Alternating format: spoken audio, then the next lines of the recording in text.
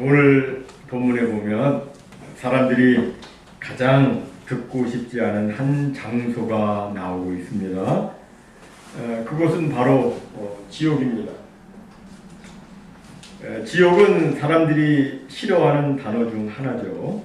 그래서 지옥에 간다 그러면 그냥 화를 냅니다. 벌쩍 뛰면서 무슨 말 한 거냐고. 나는 지옥 믿지 않아 그러면서도 지옥 간다는 말 들으면 화를 내요. 사람들이 그만큼 지옥을 싫어합니다. 사람들이 싫어하든 싫어하지 않든 하여튼 어쨌든 지옥은 존재합니다. 왜냐하면 성경이 지옥에 대해서 지옥의 실제에 대해서 분명히 말씀하고 있기 때문입니다. 예전에 시카고의 복음 전도자이자 설교가인 D.L. 무디는 만일 지옥이 없다면 많은 시간을 들여 성경을 읽을 필요도 없고 성경은 다 불태워버려야 된다. 그리고 만약 지옥이 없다면 많은 시간과 돈을 들여 예배당을 지을 필요가 없다라고 단언했습니다. 정말 지옥이 없다면 성경은 거짓의 책이 되고 또 지옥을 말씀하신 예수님은 거짓말쟁이가 되고 마는 것이죠. 19세기 말 영국 감리교에서 목회를 하다가 구세군을 설립한 윌리엄 부스는 이런 말을 했습니다. 나의 사랑하는 사관들이, 구세군에서는 목사를 사관이라고 부르죠. 나의 사랑하는 사관들이 신학교에서 4년 동안 공부하느라 고생하지만 내가 진정으로 가장 행하고 싶은 일은 사관생들을 단 10분만이라도 지옥에 끌고 가서 그 참혹한 체험을 하도록 함으로써 복음을 전하지 않고는 견딜 수 없는 심정으로 불타게 하는 것이다 라고 했어요. 신학교에서 4년 훈련 받은 것보다 지옥 체험 10분이 영혼 구원 열정에 훨씬 더 낫다는 겁니다. 또 감리교회 창시자 요한 웨슬레는 지옥 설교에서 여러분의 손가락을 촛불에다 대고 있어 보십시오. 잠시 동안도 견디기 어려울 것입니다. 잠시도 그렇게 큰 고통인데 하물며 온몸이 불에 들어가 죽지도 않고 영원히 있게 된다면 그 고통은 얼마나 크겠는지 한번 생각해 보십시오. 라고 했습니다.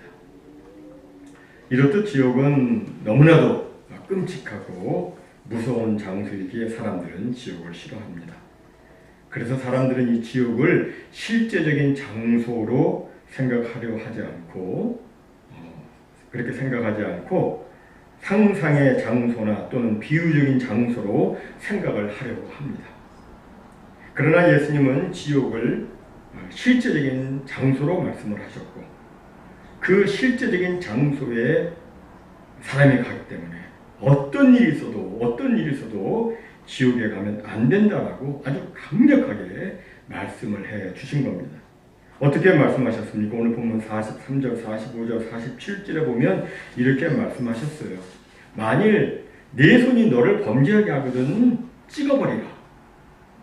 장애인으로 영생에 들어가는 것이 두 손을 가지고 지옥 곧 꺼지지 않는 불에 들어가는 것보다 나으니라. 만일 네 발이 너를 범죄하게 하거든 찍어버리라. 다리 저는 자로 영생에 들어가는 것이 두 발을 가지고 지옥에 던져지는 것보다 나으니라. 만일 네 눈이 너를 범죄하게 하거든 빼버리라. 한 눈으로 하나님 나라에 들어가는 것이 두 눈을 가지고 지옥에 던져지는 것보다 나으니라. 굉장히 심하게 말씀하셨죠. 하지만 여러분 이 말씀은 우리가 해석을 잘 해야 되는데 왜냐하면 이 말씀을 잘못 해석해가지고선 지금까지 역사를 보면 저희가 죄를 졌다고 실제로 막 손을 자르고 발을 찢고 눈을 빼는 사람들이 있었기 때문입니다.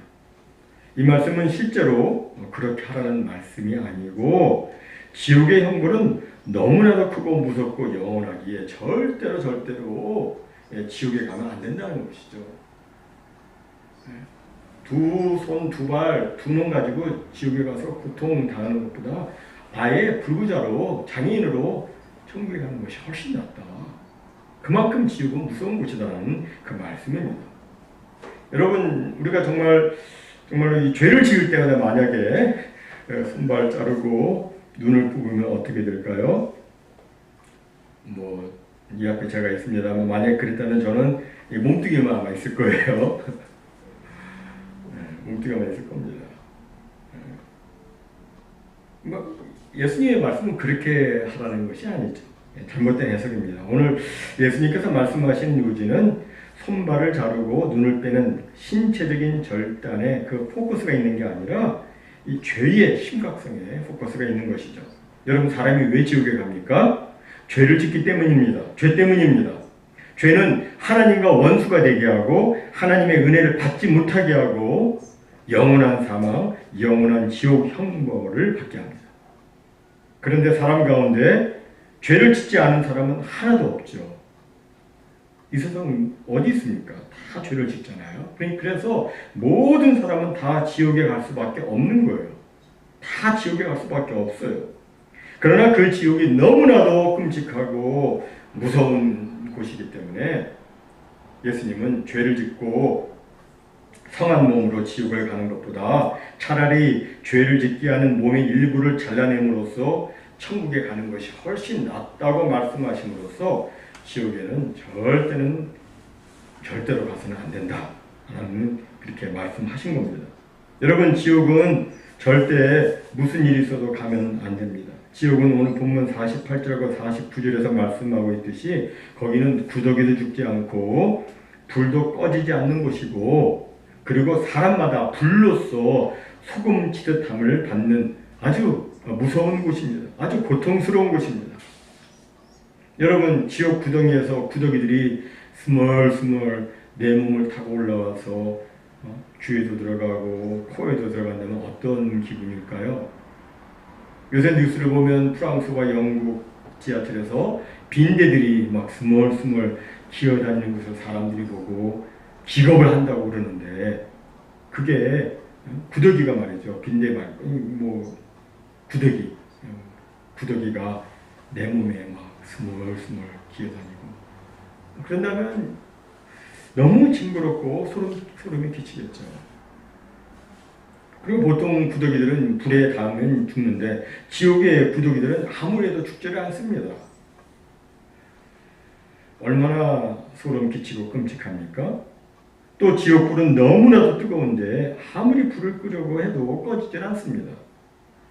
보통 영화 가운데 보면 사람들이 막 그 뜨거운 그 불길을 피해가지고 막 소리를 막 지르면서 밖으로 막 뛰쳐나오곤 하는데, 지옥에서는 그렇게 불길을 피할 수가 없어요.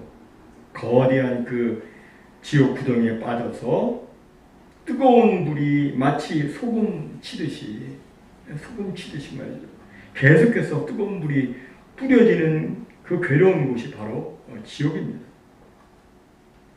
게다가 지옥은 일시적인 곳이 아니라 영원한 곳입니다. 누가복음 16장에 보면 부자와 거지 나사로의 얘기가 나오는데, 거기 보면 지옥은 한 번 가면 다시는 나올 수가 없습니다. 그곳은 한없이 쉼없이 그리고 영원히 괴로움을 당하는 아주 무서운 곳입니다. 지옥은 이렇게 무서운 곳이기 때문에 성한 몸으로 지옥에 가는 것보다 손과 발, 눈이 없더라도 천국에 들어가는 것이 낫다라고 예수님은 말씀하셨습니다. 그럼 여러분, 지옥에 누가 갑니까? 지옥에 누가 가요? 예수 믿지 않는 사람들이 갑니다. 이미 말씀드린 대로 우리 사람들은 본래 모두 다 죄인이니까 다 지옥에 가야 합니다. 하지만 하나님께서는 우리를 긍휼히 여기시어 예수 그리스도를 이 땅에 보내셨고, 누구든지 예수 그리스도를 믿는 자는 지옥에 가지 않고 천국에 가도록 구원의 길을 열어주셨습니다. 즉, 예수 그리스도를 나의 구주와 주님으로 믿고 영접했다면 그는 절대로 지옥에 가지 않습니다. 그럼 여러분, 심각한 질문을 하나 할게요. 근데 예수님을 믿고 나서 예수님을 믿으면 구원을 받으니까 구원을 받았습니다. 그러고 나서 또 죄를 지으면 어떻게 될까요? 죄를 졌으니까 또 지옥에 가는 겁니까? 그렇지 않습니다. 왜 아닙니까? 우리의 구원은요, 우리가 죄를 짓고 안 짓고에 의해서 결정되는 것이 아니라 오직 예수 그리스도의 십자가 대속의 공로로 결정되는 것이기 때문입니다. 우리 사람은 제 아무리 선행을 많이 하고 구제를 하고 고행을 하고 돌을 닦고 수양을 해도 스스로를 구원할 수가 없습니다.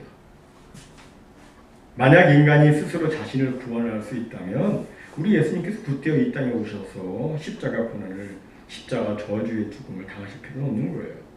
하지만 그 어느 누구도 스스로 구원을 얻을 수 없기 때문에 하나님께서는 예수 그리스도를 이 땅에 보내셔서 우리를 대신해서 십자가에 죽게 하심으로 누구든지 예수님을 믿으면 멸망치 않고 영생을 얻게 해 주셨습니다. 여러분, 우리가 구원 얻은 것은 예수 그리스도의 십자가 대속의 공로에 의한 것이지 우리의 선행이나 우리의 공력에 의해서가 아닙니다. 즉 죄를 짓고 안 짓고 또는 우리가 선행을 하고 안 하고의 여부로 구원이 결정되거나 변경되는 것이 아닌 거예요.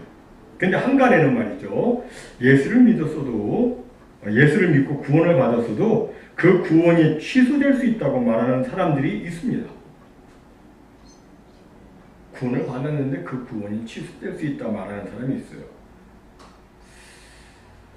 자신이 어떻게 살았느냐에 따라서 구원이 결정된다는 거예요. 그러나 그들의 주장처럼 예수를 믿었는데도 죄를 지었기 때문에 다시 지옥에 가야 된다면 그 구원은 예수의 공로로 결정되는 구원이 아니죠. 그것은 자기의 공로로 결정되는 구원인 거예요. 그건 성경적 구원론이 아닙니다. 갈라디아서 1장 7절과 8절에 보면 말씀합니다. 다른 복음은 없나니 다만 어떤 사람들이 너희를 교란하여 그리스도의 복음을 변하게 하려 함이라. 그러나 우리나 혹은 하늘로부터 온 천사라도 우리가 너희에게 전한 복음 외에 다른 복음을 전하면 저주를 받을지어다. 여기 우리가 너희에게 전한 복음은 무엇입니까? 그건 바로 오직 예수 그리스도로 구원받는다는 거예요. 여러분, 오직 예수 그리스도를 통해서 구원 얻는다는 이 복음은 절대로 변경될 수가 없습니다. 만약 어느 누군가가 비록 우리가 예수 믿어 구원을 받았다 할지라도 구원이 취소될 수 있다고 가르친다면 그는 뭐예요? 다른 복음을 가르치는 자고 그는 뭐예요? 저주를 받을 자예요. 그리스도의 복음은 한 번 구원은 영원한 구원이고 한 번 얻은 구원은 결단코 취소될 수가 없습니다. 그러나 조심할 것은 우리의 구원이 취소되지 않는다고 해서 마음대로 죄를 지어도 된다 이렇게 생각해서는 안 된다는 겁니다. 만약 구원이 취소되지 않는다고 했으니 그러면 나는 내 마음대로 살아도 되겠네 라고 생각하는 사람이 있다면 그는 아직까지도 구원의 도를 제대로 모르는 사람이에요. 그는 구원을 아직 제대로 이해를 못하고 있어요. 여러분, 사형수가 특별 사면으로 용서를 받았어요. 그랬는데 오늘은 용서받은 그 기념으로, 사면받은 기념으로 나가서 내가 죄를 더 짓겠다 라고 말한다면 여러분은 그 사형수를 어떻게 생각하시겠습니까? 그건 아니죠. 그가 제대로 된 사람이라면 그는 개가천선해서 새 사람으로 살아야 될 것입니다. 마찬가지로 우리도 죄의 형벌에서 구원을 받았다면 더더욱더 죄를 짓지 말아야 은혜가 은혜로서 참 은혜가 되는 것입니다. 나는 구원받았으니까 이제 아무 죄나 지어도 나는 천국 가 이렇게 생각하는 것은 은혜를 헛되이 받은 것이고 그는 아직 진정한 구원에 이른 것이 아닙니다. 그리고 실제로 참으로 예수 그리스도를 자신의 구주와 주님으로 믿는 사람이라면 죄를 지은 상태에서 계속 그 죄 가운데 머물러 있을 수가 없습니다. 왜냐하면 그 안에 계신 성령님께서 그를 가만 놔두시지 않기 때문입니다. 그는 반드시 회개하고 돌아오게끔 되어 있습니다. 반드시 회개하고 돌아옵니다. 그리고 자신의 삶을 늘 하나님의 말씀에 거울에 비추어보고 어떻게든 하나님께서 원하시는 삶을 살려고 기도하고 노력을 할 것입니다. 나는 내 손으로 과연 무엇을 하고 있는가? 나는 내 발로 어디를 가고 있는가? 나는 내 눈으로 무엇을 보고 있는가? 자신을 돌아보고 거기에 하나님께서 기뻐 여기시지 않는 그런 부분들이 있다면 그것을 다 깨끗이 청산하게 되는 거예요. 여러분, 죄는 강력한 전염성과 지독한 고착성이 있습니다. 그러므로 내 속에서 활동하는 죄를 청산하기 위해서는 정말 대단한 결심과 부단한 노력을 해야 됩니다. 예수님은 그 결단을 손과 발을 찍어버리고 눈을 빼는 일로 묘사를 하셨습니다. 여러분, 사람이 얼마나 큰 각오를 해야 내 손발을 자르고 내 눈을 빼낼 수 있겠습니까? 어떤 각오를 해야 정말 손을 자르고 발을 자르고 눈을 빼낼 수 있겠습니까? 이건 굉장히 어려운 일이죠. 그런데 그런 각오로 죄를 청산하라는 겁니다. 여러분, 우리 인간은 책임적인 존재입니다. 우리 인간에게 자유의지가 있다는 것은 곧 책임을 져야 한다는 것을 의미합니다. 우리는 다른 사람을 실족시키지 말아야 될 책임도 있고 아울러 스스로 실족하지 말아야 될 책임도 있습니다. 우리는 책임 있는 자유인으로서 누구 때문에, 무엇 때문에 이렇게 핑계를 대지 말아야 됩니다. 시작과 과정이 어찌되었든 결과는 결국 나의 몫입니다. 내 행동, 내 삶의 모든 결과는 내가 책임을 져야 마땅합니다. 아담과 하와는 죄를 짓고 나서 남 탓하는 거예요. 저 여자가, 저 뱀이 막 책임을 전가를 했습니다. 사람 탓하고 환경 탓하고 그래서 나는 죄를 범할 수밖에 없다라고 변명하는 것은 바른 자세가 아니죠. 죄를 지었으면 책임 있는 자세로 이를 인정하고 통렬히 회개를 하고 그리고 그 죄를 잘라버리고 이제는 그 죄에서 돌이켜서 하나님의 기뻐하시는 삶을 살아야 하는 겁니다. 그럼 우리 구체적으로 어떻게 살아야 합니까? 이에 대해서 예수님께서는 오늘 본문 50절에서 이렇게 말씀하셨습니다.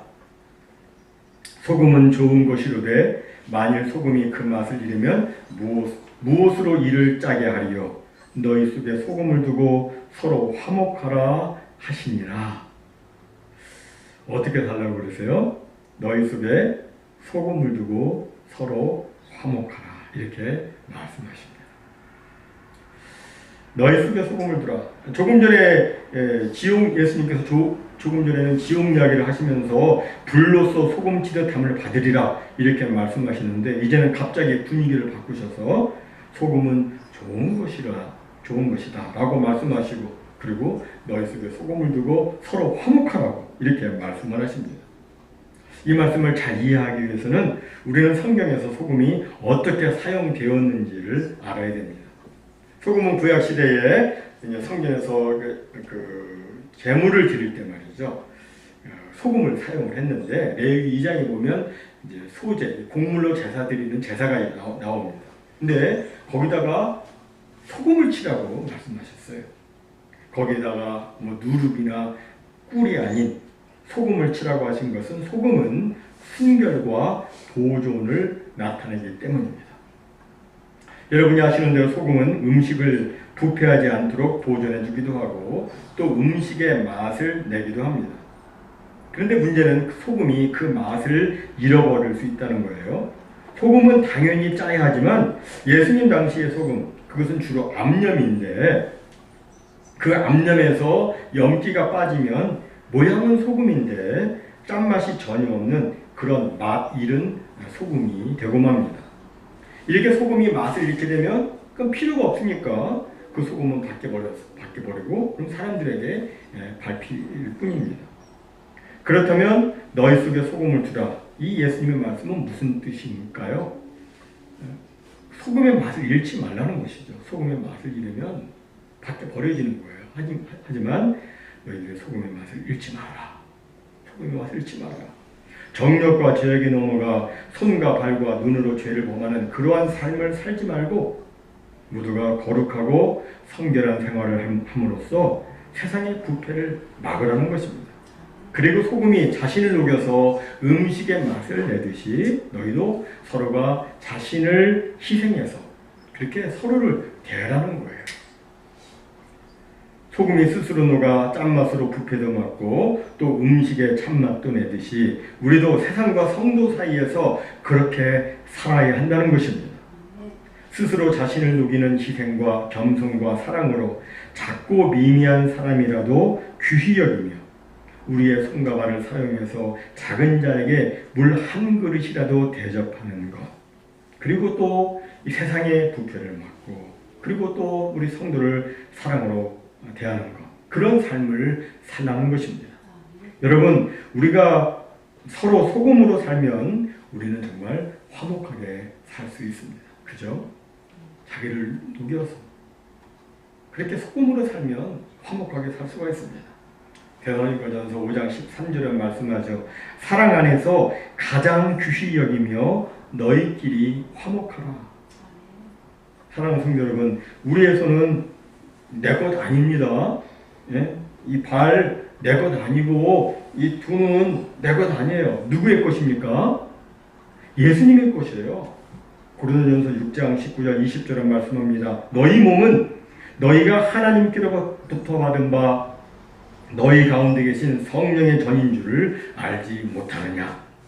너희는 너희 자신의 것이 아니라 값으로 산 것이 되었으니 그런즉 너희 몸으로 하나님께 영광을 돌리라. 이 말씀처럼 우리는 우리 몸으로 하나님께 영광을 돌려야 합니다. 우리의 손과 발, 눈, 우리의 모든 지체를 다 동원해서 우리는 하나님께서 영광 받으시도록 우리는 자기 희생과 겸손과 사랑으로 서로를 대하고, 그리고 성결과 거룩으로 이 세상을 향하여 순전한 영향력을 끼치는 삶을 살아야 하는 것입니다. 이것을 예수님께서 우리들에게 말씀하신 거예요.